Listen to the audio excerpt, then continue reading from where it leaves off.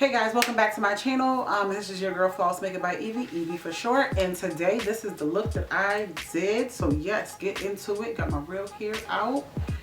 Yeah, this is inspired by Valentine's Day. It's coming up. So yeah, get yourself ready. All right. So if you would like to see how I got this look, just keep on watching.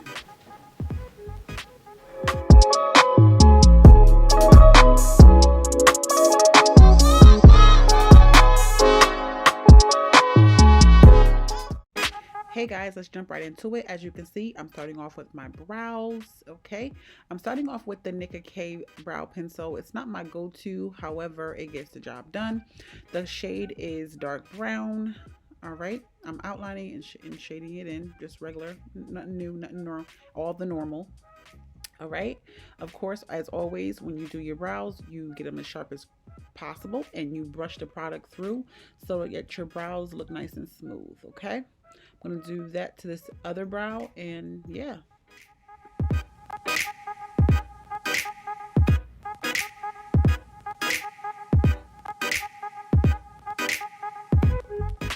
Okay, as you can see, I'm just perfecting the brow. I want the beginning part of my brow to look like hair. So that's what you see me do. Now I'm going with my brush that I got from Michaels, which gets super flat for the concealer portion. The concealer I'm using is e.l.f. I don't remember the shade, but I know it's definitely e.l.f. the 16-hour camouflage, and I'll put that shade color down below in the description box. All right. Of course, you want to bring that to the middle. This is a secret. The reason why people bring the concealer to the middle is to just make sure that your brows are symmetrical. So when they meet in the middle and they meet at the same level, you've done good. Okay? All right. Again, we're going to blend, because all things that we put down that are cream or liquid, we want to blend. Make sure we blend. What you see me doing here is using my Slay powder from Royale, and I'm setting my brows so that my brows don't go anywhere. All right. I'm also using this, I forget what it's called. It's like an eyeshadow base from the P. Louise, the Acid Rain collection. I don't remember the color, but I will definitely put it down below. I'm patting that on. As you can see, I did not carry the concealer down on my lid because these products do not mix well with concealer. Okay, I've tried it before. It didn't go well. It reactivated that concealer. So that's why I set the concealer that I did put right underneath my brow. I set that and made sure that that was set. So when we added this, it didn't reactivate it, and I will be able to blend and do what I gotta do. All right, please excuse my mirror. I keep popping in front of the camera like a crazy person. Yeah, I sometimes typically forget that I'm recording. Truth be told. Okay, I'm using the James Charles palette from Morphe. All right, as you can see, I'm using those pinks right at the bottom. I don't know the colors of those either, but of course, if you have the James Charles palette, sorry, you know those colors because they're right at the bottom.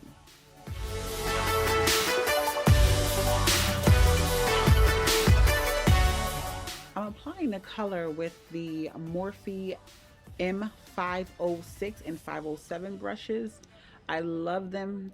They're very, very tapered, and they allow you to get into your crease, do what you got to do.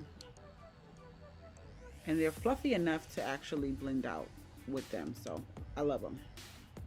All right, so as you can see, I'm patting the color down and then blending out. That is a secret to continue to keep your colors opaque, is to pat on, then blend out. Of course, I'm switching brushes. I'm not sure this brush, but switching brushes to blend the transition color out, that light pink. The fluffier the brush, the softer the blend, okay? That's the difference when you are using and changing brushes. The fluffier the brush, the softer the blend. The more tapered and dense the brush is, the harsher and more opaque the color will come on. Okay, so of course what you do to one side, you're going to do the other. And of course, again, I keep putting that mirror up in front of the camera, so sorry. All right, and that's what you see me doing here. I'm doing the same exact thing I did to the other eye.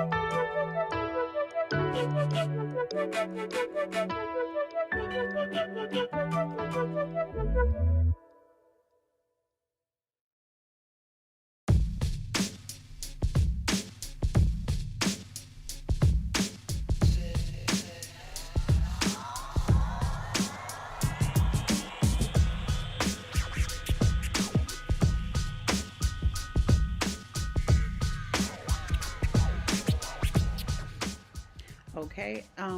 I like to start off with the crease color, go to the transition, and then go back just in case I lost any color.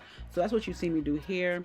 Again, I'm taking my brush that I got from Michaels to cut my crease. This little trick here lets you know how high you need to go for your cut crease. Okay, you have to go high enough so that when you do put your cut crease down, you don't get any eyeshadow transferring above when you open your eye. So you want to always make sure that your cut crease is high enough so that your lid color doesn't transfer. So that's what you see me do here. That's also a trick just to get your cut crease symmetrical. Okay, so that's what you see me do here. I'm going to, again, I'm using the P. Louise base in 1, okay? I actually mixed that with the Helena E eyeshadow base. So that's what you see me using there. That's why it's a little bit thicker. All right, I'm just going to perfect this cut crease and I'll be right back.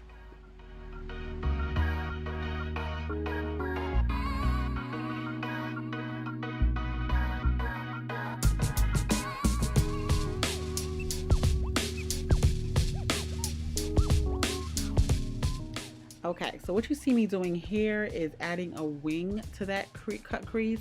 I never, ever wear this. I normally just do it on my clients. However, I decided to give it a go. I don't typically like this look on me due to my eye shape, but it was a success. So I tried something different and completely enjoyed it. So that's what you see me doing here. Again, you want to use the tip of the brush just to sharpen that, okay? And clean that up. That's the best, that's your best bet to get that cut crease very sharp. All right.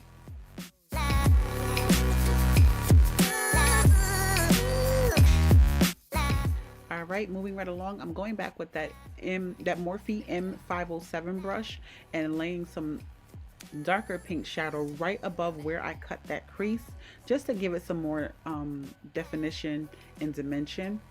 All right, the whole purpose of having a cut crease is to really allow the color right above where you cut it to kind of carve out that crease, that newly made crease. Okay, so you want that color to be a little bit darker and fade into the lighter color as you go up into the transition. So that's what you see me doing here.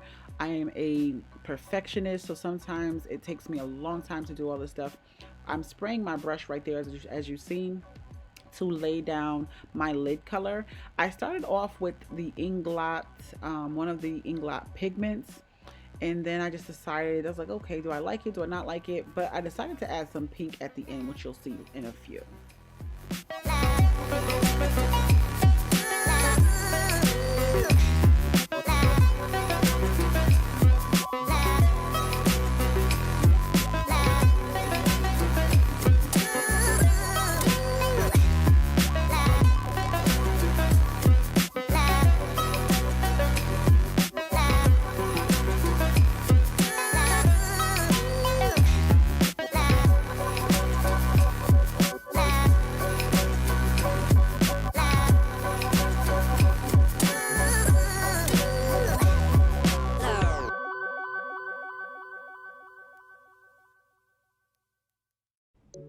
All right, so that pink color that I showed you right there, that is the Helena E neon pink pigment. I started off with that, but I also mixed it with the pink that's in the James Charles palette.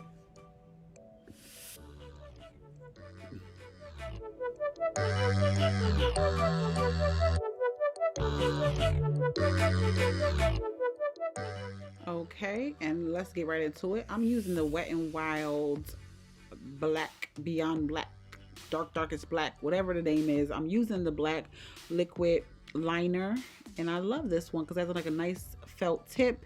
It allows you to get the detail in there. All right. So what I'm going to do here is I'm going to, what I like to do, I should say, is get the thickness that I want for my liner and then wing the liner out. It's probably the easiest way versus trying to go straight out. Okay. So you get your thickness on your lash line and then you wing it and connect the two. All right. That's the best way I can tell you how to do it. It's like the easiest.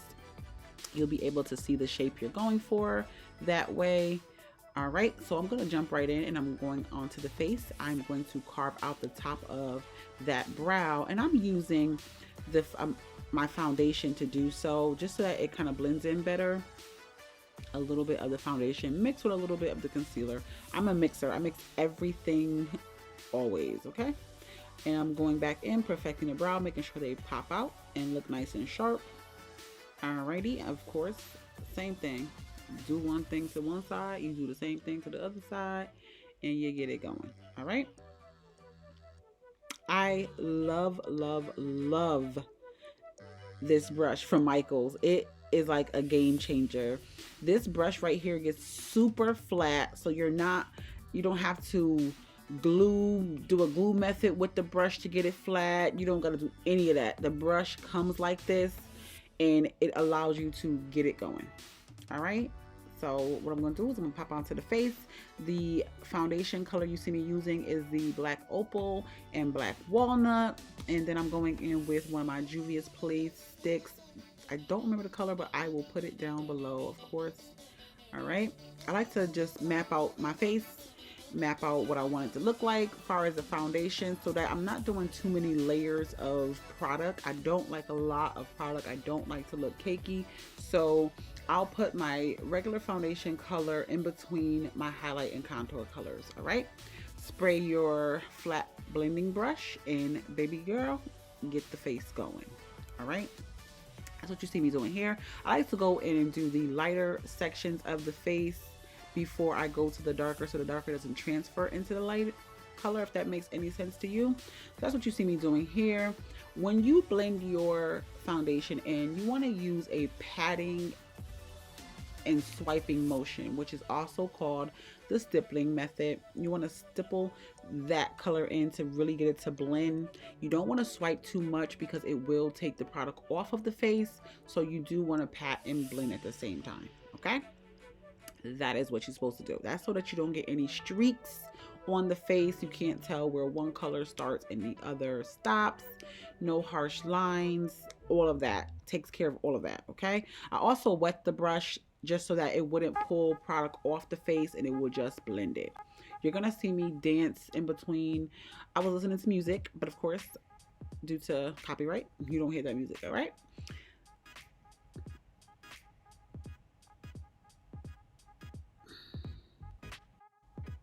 Okay, so of course I did a little quick backup, and as you can see, my face, my neck, and my chest all have the same color tones. One doesn't look more yellow or more red than the other. That's why I put all of those different shades on my face.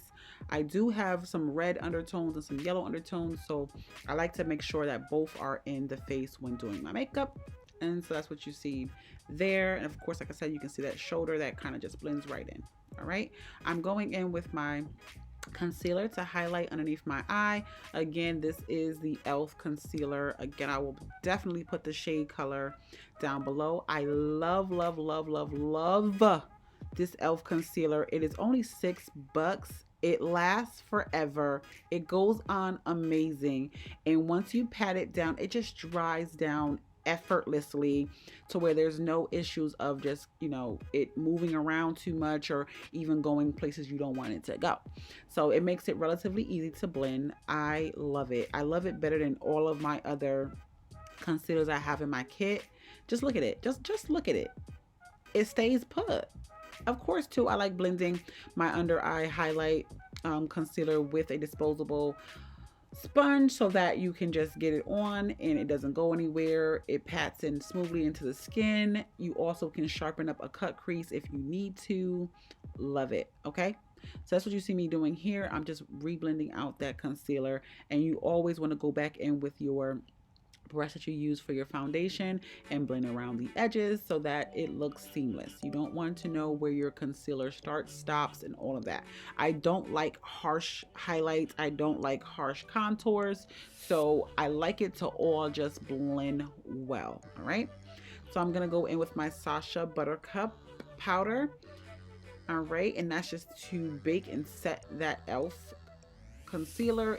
Both of these products work very well together, so I don't ever have any issues. I use these two on clients as well, so I don't have any issues. And again, it is important to make sure that your powder that you're using along with the concealer, that they do mesh well. Sometimes you can get some splotchiness, which can really just show up in pictures, so you want to make sure that the two things that you are using to highlight, they do work well together.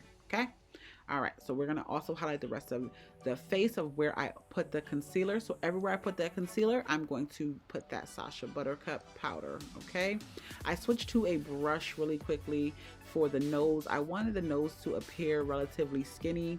I would normally just use a tip of the disposable sponge, but I tried something different this time.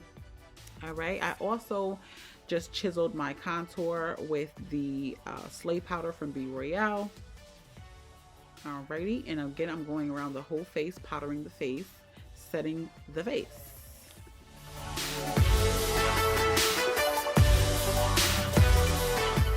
So to set the rest of my face, I'm actually using two powders. I'm using the Laura Mercier in medium deep, as well as the Slay powder from Be Royale. I'm also going in right now and darkening my contour. The contour powder that I'm using, I don't remember the shade. However, it is from Ruby Kiss. It's their mineral powder. I'll put it down below. As you can see, I showed you that MAC mineralized skin finish in medium deep. That's what I use to pop onto my brush so that I can brush away my highlight. That is very important so that you get all the highlight brushed away and you don't leave anything behind. I like to put that down, and a mineralized skin finish allows the skin to just look smooth, okay? So you'll get rid of that texture there. I'm doing the under eye. This is my process. Again, if you like to do your under eye before your foundation, that's your business. But this is my process, and I just love it because I don't have to go back and fix anything or do anything. It just allows me to keep going. All right. I popped in some pink eyeliner, as well as I chased it with the eyeshadow. I did do my lashes off camera, and right now I'm going in with the Be Royale Boundaries lip liner in Shady, as well as the Luxe Liquid Lip, and I'm sorry, Luxe Liquid Lip in Queenin, okay? I'm gonna go in and highlight the face. Of course, I'm using the Juvia's Place highlighter. I'm not sure of the shade, but I'm gonna pop it down below. All right, I'm highlighting all points where light would reflect, and then I'm going to go in and put my MAC mineralized skin finish blush on. I'll put that color in down below, spray it with my Mario Badescu, as you can see there, and that's all right. I decided to pop my wig on so you could get two looks in one. Thank you so much for watching. Don't forget to subscribe.